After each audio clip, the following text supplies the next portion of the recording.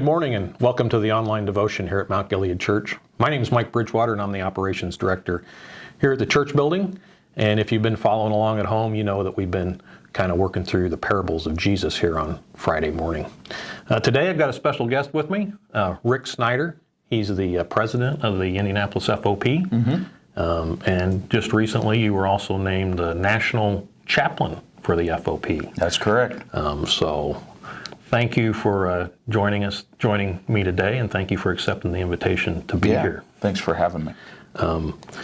We were, last week Jeff preached on stewards, and this coming Sunday, Jeff's going to preach on workers. So I thought, what a great time to maybe talk about one of the parables in Scripture, the parable of the vineyard workers out of Matthew 20. Right. So, why don't you tell us something interesting about that parable, kind of where it's at and maybe the significance of that?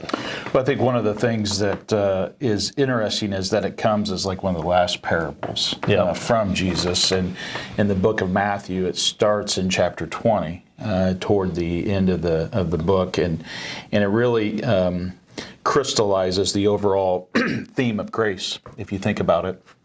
And God's work in all of our lives, in that it's a focus on God's work in our lives, not our work in God's stead, right? And so that the timing of faith and one finding their faith and placing their faith in Jesus doesn't necessarily determine outcomes in the eyes of God. The outcomes are the same, which is His grace. And I think a key point is that God's grace isn't fair. It's just, but what is given isn't fair in the eyes of man. Right. And this parable really shows that. Yeah, it's interesting, where that's at. Jesus has been making his way to Jerusalem for a long time with the disciples coming up to Matthew chapter 20. And they're kind of in the middle of Matthew 19. There's the interaction with the rich young ruler, where he's like, "Hey, what do I need to do?" And Jesus tells him. People have always asked, "What do you need to do?" Well, you need to follow me. That's right. And you need to forsake your stuff and follow me. And he didn't like that answer. And then what happens right after that? It's really interesting. I think people miss this a lot. Yeah, his own guys. His own guys. Yeah. Peter is even like, "Well, what do we get? That's what we did. What do we get?" And I think this parable gives his guys a heart check at that point. Again, a works-based perspective. Yeah. Where Jesus turns everything upside down. Right. Let's just walk through the parable real quick in Matthew chapter 20. It starts. We'll just kind of summarize it here, but basically, there's a guy that owns a vineyard, and he needs some workers, and he goes down early in the morning to find some workers in his vineyard, and he hires some guys. They actually bargain with him, I guess, for the wage for the day. They negotiate a little bit. So they go and they start working, and then later the day he goes back and gets a few more workers, and he doesn't really bargain with them. He just says, "We'll just pay you whatever's right." Yeah. And they go and work, and then he goes back and he gets some more, and goes back and gets some more. And at the end, he goes back, and it's like an hour before quitting time, and he gets even some more workers. And then what does he tell his foreman who manages the vineyard? What's he tell him to do?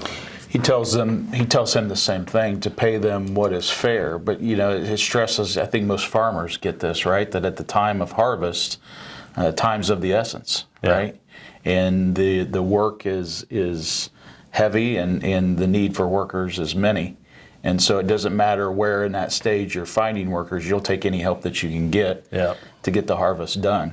And if you don't get it done by a certain point in time or weather, the harvest can spoil. So I think it's a great example of the rush that is on, and God's purpose in bringing all to Him through Jesus Christ. Yeah, and that's one of the points of the parable is Jesus is looking for workers. That's right. And it's not if you get baptized when you're 5 years old in children's ministry, or if you're 80 years old. He's looking for workers, and He'll accept any worker. That's right. You know, so he gets ready to pay these guys, and who's he pay first? He pays the last workers that he brought on in the last hour. At the last hour, that's right. And what's he pay them? The same as all the others, including the very first ones who worked the longest. And the guys that got paid first, they didn't really complain, did they? It was the well, no, they were pretty excited about it. That was a pretty good deal for them. That's right. But the guys that had been there from the beginning, they were a little bit indignant, weren't they? Yeah, absolutely. Again, just re-emphasizing this sense of a system of works, and the harder you work, the greater your outcome or reward shall be. But again, in God's economy, right, economy of grace, grace is sufficient for all, regardless of the time, regardless of the work that's involved to get there. Yeah. That's a great promise. What does Jesus tells him? He says, "Friend, I haven't been unfair." That's right. You know, didn't you agree to work all day for the usual wage? Take your money and go, is what he tells him. I think that's just points you to the sovereignty and the authority of God, and it's not my position to question that. That is right. You know. And again, this issue of what is fair in man's eye versus what is fair and just in God's eye, and you know, He's absolute, not arbitrary. That's a key point. And I think, you know, one of the things for us as people is you know, doing good for somebody, that shouldn't make you feel like you're wronging somebody else. You know? Right. You know? It's not an either or proposition. Right. If you're doing good for somebody, it's not that if somebody thinks that you're being wronged, that's not for us. That's right. To think about. Well, and another key point is it's a reminder of when you surrender yourself and your own self-will and your own self-expectations, that's when God can really work. And that's what He's looking for. Yeah. And so He calls us to pick up our cross and to follow Him. And that means surrendering and laying down ourself and our own seeking ways and seeking after Him. Yeah. Yeah. Well, Rick, I appreciate you being here today. I hope you guys listening will look at that parable, read about that before Sunday morning. Jeff's going to be preaching about workers. I know he's not going to use this text for this Sunday, but being a kingdom worker, taking advantage of those opportunities that are put before you, do that,